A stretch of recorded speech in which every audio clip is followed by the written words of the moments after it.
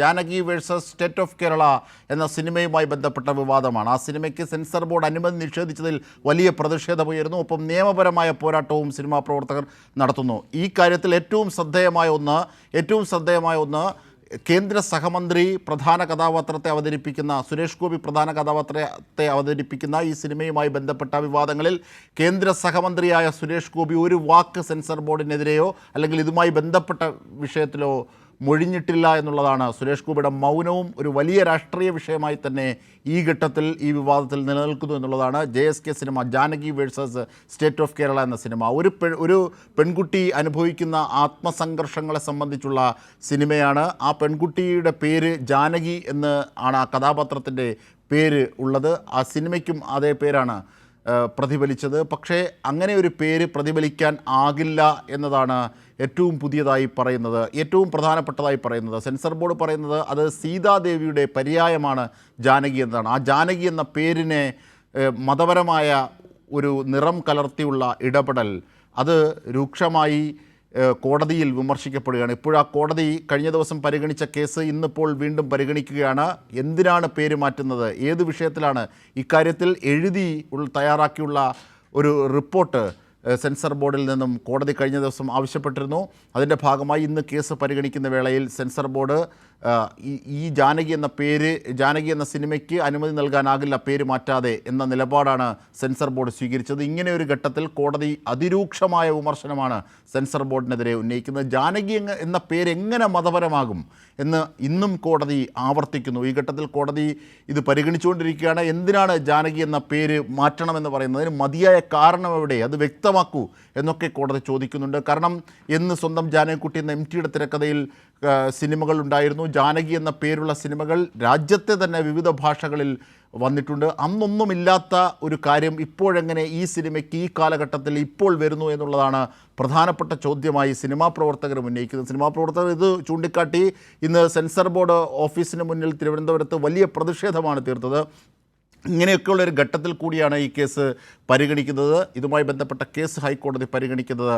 എന്തിനാണ് ഇത്തരത്തിലൊരു തീരുമാനം എന്നുള്ളതാണ് ഏറ്റവും പ്രധാനപ്പെട്ട. കോടതിക്ക് പുറത്തേക്കെത്തുന്നതിലെ രാഷ്ട്രീയം എന്നത് മോദി സർക്കാരിൻ്റെ കാലഘട്ടത്തിൽ ഓരോ സംവിധാനങ്ങളെയും ഓരോ സ്ഥാപനങ്ങളെയും സംഘപരിവാർ രാഷ്ട്രീയത്തെ അനുഗുണമായ ടൂളാക്കി മാറ്റുന്നു, ഉപകരണമാക്കി മാറ്റുന്നു എന്ന വലിയ വിമർശനം നിലനിൽക്കുന്നു വിവിധ ഘട്ടങ്ങളിൽ. നമുക്ക് CBIയുടെ കാര്യത്തിലറിയാം, EDയുടെ കാര്യത്തിലറിയാം. ഇങ്ങനെയൊക്കെ ഉള്ളതുപോലെ തന്നെ സെൻസർ ബോർഡിനെയും ഇത്തരത്തിൽ ഉപയോഗിക്കുന്ന ഒരു രാഷ്ട്രീയം ഉപയോഗിക്കുകയാണ്. അതാണ് സംഘപരിവാറിൻ്റെ വാദങ്ങൾ സെൻസർ ബോർഡിന് ഉന്നയിക്കേണ്ടി വരുന്നത്. കാരണം വിചിത്രമായ വാദങ്ങൾ, മുൻ കീഴ്വഴക്കങ്ങളില്ലാത്ത വാദങ്ങൾ, ഇതാണ് കോടതിയിൽ പ്രതിഫലിക്കുന്നത്. നമുക്ക് കോടതിയുടെ വിവരങ്ങൾ എന്താണെന്ന് നോക്കാം. ഉമേഷ് ഞങ്ങളുടെ പ്രതിനിധി ചേരുകയാണ്. ഉമേഷ്, എന്താണ് ഇന്ന് ഈ കേസ് ഇന്നത്തേക്ക് പരിഗണിക്കാനായി മാറ്റി ഇപ്പോൾ പരിഗണിക്കുന്ന വേളയിൽ എന്തൊക്കെ കാര്യങ്ങളാണ് അക്കമിട്ട് കോടതി നിരത്തിയത്?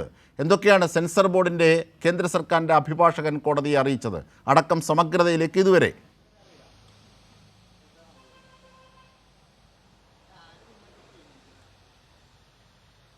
അജിംഷാദ്, ഈ Janaki versus state of Kerala എന്ന സിനിമയ്ക്ക് പ്രദർശനാനുമതി നിഷേധിച്ചതുമായി ബന്ധപ്പെട്ട വിഷയമാണ് കോടതി പരിഗണിച്ചത്.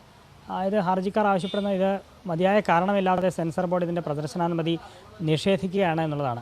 എന്നാൽ സെൻസർ ബോർഡ് നേരത്തെയും എപ്പോഴുമൊക്കെ പറയുന്നത് ഈ സിനിമയ്ക്ക് ജാനകി എന്ന പേര് നൽകാൻ കഴിയില്ല എന്നാണ്. അതിൻ്റെ കാരണം എന്താണ് എന്ന് കോടതി മുൻപ് ചോദിച്ചു, ഇപ്പോഴും അത് ആവർത്തിച്ചു. മുൻപ് ചോദിച്ചപ്പോൾ പറഞ്ഞതിൽ മതപരമായ ചില പ്രശ്നങ്ങളുണ്ട്, ചില വിഷയങ്ങളുണ്ട്, അതുകൊണ്ട് ആ പേര് മാറ്റണം എന്നുള്ളതായിരുന്നു. അങ്ങനെയെങ്കിൽ കുറേ കൂടി വിശദമായി കാര്യങ്ങൾ രേഖാമൂലം എഴുതി അറിയിക്കുക എന്നുള്ളതാണ് ഇതിനു മുൻപ് കോടതി ഈ വിഷയം പരിഗണിച്ചപ്പോൾ പറഞ്ഞത്. ഇന്ന് വീണ്ടും കോടതി ഇത് പരിഗണിച്ചു. ആ ഘട്ടത്തിലും ഒരു കൃത്യമായ കാരണം പറയാൻ സെൻസർ ബോർഡ് തയ്യാറായില്ല എന്നുള്ളതാണ്. കോടതി ആവർത്തിച്ച് ചോദിക്കുന്നുണ്ട്, എന്താണ് ഈ പേര് മാറ്റുന്നത്, എന്തുകൊണ്ടാണ് അങ്ങനെ ആവശ്യപ്പെടുന്നത് എന്ന് ചോദിക്കുന്നു. അപ്പോൾ ഇതിൽ മതപരമായ ചില പ്രശ്നങ്ങളുണ്ടെന്ന് പറയുന്നു. മതപരമായും വർഗപരമായും ഒക്കെ എന്താണ് ഇതിലൊരു പ്രശ്നമുള്ളത്? നേരത്തെയും ഇങ്ങനെയുള്ള പേര് വന്നിട്ടുണ്ടല്ലോ. ഇന്ത്യയിൽ ഉള്ള ദൈവങ്ങൾക്ക് വിവിധ പേരുകൾ ഇതിനകം തന്നെ വന്നിട്ടുണ്ട്. പല പേരുകളും ദൈവങ്ങളുടെയൊക്കെ ആയിരിക്കും. അപ്പോഴൊന്നും ഇല്ലാത്തൊരു പ്രശ്നം ഇപ്പോഴെന്താണ് ഇങ്ങനെ ഉയർത്തിക്കൊണ്ട് വരുന്നത് എന്ന് പലകുറി ആവർത്തിച്ച് കോടതി ചോദിക്കുകയുണ്ടായി. എന്നാൽ ഒരു വ്യക്തതയോടെ മറുപടി പറയാൻ സെൻസർ ബോർഡ് തയ്യാറായില്ല. ഈ ജാനകി എന്ന പേര് മാറ്റുന്നത് അതിൽ എന്ത് നിയമവിരുദ്ധമായി എന്താണുള്ളത് അങ്ങനെ ആ പേര് ഉപയോഗിക്കുന്നത് കൊണ്ട് എന്ന് കോടതി ചോദിക്കുകയുണ്ടായി. ഈ സിനിമയ്ക്ക് എന്ത് പേരിടണം എന്ന് സെൻസർ ബോർഡ് കൽപ്പിക്കുകയാണോ, സംവിധായകനോട് അങ്ങനെ ഉത്തരവിടുകയാണോ, ആജ്ഞാപിക്കുകയാണോ എന്നൊക്കെ കോടതി ചോദിക്കുന്ന നിലയുണ്ടായി. ഇത് എല്ലാ പേരുകളിലും ഏതെങ്കിലുമൊക്കെ ദൈവത്തിൻ്റെ പേരുണ്ടാകും എന്നുള്ളതാണ് കോടതി ചൂണ്ടിക്കാട്ടിയത്. അങ്ങനെ സംവിധായകനോട് ഇങ്ങനെ ഇന്ന പേരിടണം എന്ന് നിങ്ങൾ എങ്ങനെയാണ് നിർദ്ദേശിക്കുക? ആവിഷ്കാര സ്വാതന്ത്ര്യത്തിൽ ഇടപെടാൻ നിങ്ങൾക്ക് കഴിയില്ല എന്നും കോടതി ഇന്ന് സെൻസർ ബോർഡിനെ ഓർമ്മപ്പെടുത്തുകയുണ്ടായി. അതുകൊണ്ട് എന്തുകൊണ്ട് ഈ പേരിട് ഉപയോഗിക്കാൻ കഴിയില്ല എന്ന് വ്യക്തമാക്കിക്കൊണ്ടൊരു സത്യവാങ്മൂലം സമർപ്പിക്കാനാണ് കോടതി നിർദ്ദേശിച്ചിരിക്കുന്നത്. ഈ സെൻസർ ബോർഡ് പറയുന്നത് ഇതിൽ മതപരമായ പ്രശ്നമുണ്ട്, ആ പ്രശ്നത്തിലുപരി ഇതിൽ ലൈംഗികാതിക്രമത്തിന് ഇരയായ ഒരു പെൺകുട്ടിയുടെ കഥയാണ്, അങ്ങനെ ചില പരാമർശങ്ങളും ഒക്കെ ഉണ്ട്. അങ്ങനെയുള്ള ഒരാൾക്ക് പ്രധാന കഥാപാത്രത്തിന് അങ്ങനെ സീതാദേവിയുടെ പര്യായ പദം ഉപയോഗിക്കുന്നത് മതപരമായ പ്രശ്നങ്ങൾക്ക് ഇടയാക്കും എന്നൊക്കെയാണ് വാദിച്ചത്. പക്ഷേ അത് കൂടുതൽ വ്യക്തതയോടെ പറയാൻ തയ്യാറായിട്ടില്ല. ആവിഷ്കാര സ്വാതന്ത്ര്യത്തിൽ ഇടപെടാൻ എങ്ങനെയാണ് നിങ്ങൾക്ക് കഴിയുക? തീർച്ചയായും അങ്ങനെ കോടതിയും സെൻസർ ബോർഡും ആവിഷ്കാര സ്വാതന്ത്ര്യവും തമ്മിലുള്ള ഒരു ഏറ്റുമുട്ടലായി ഇത് കൃത്യമായി മാറുന്നു. അതാണ് കോടതിയുടെ നിരീക്ഷണത്തിൽ മനസ്സിലാകുന്നത്.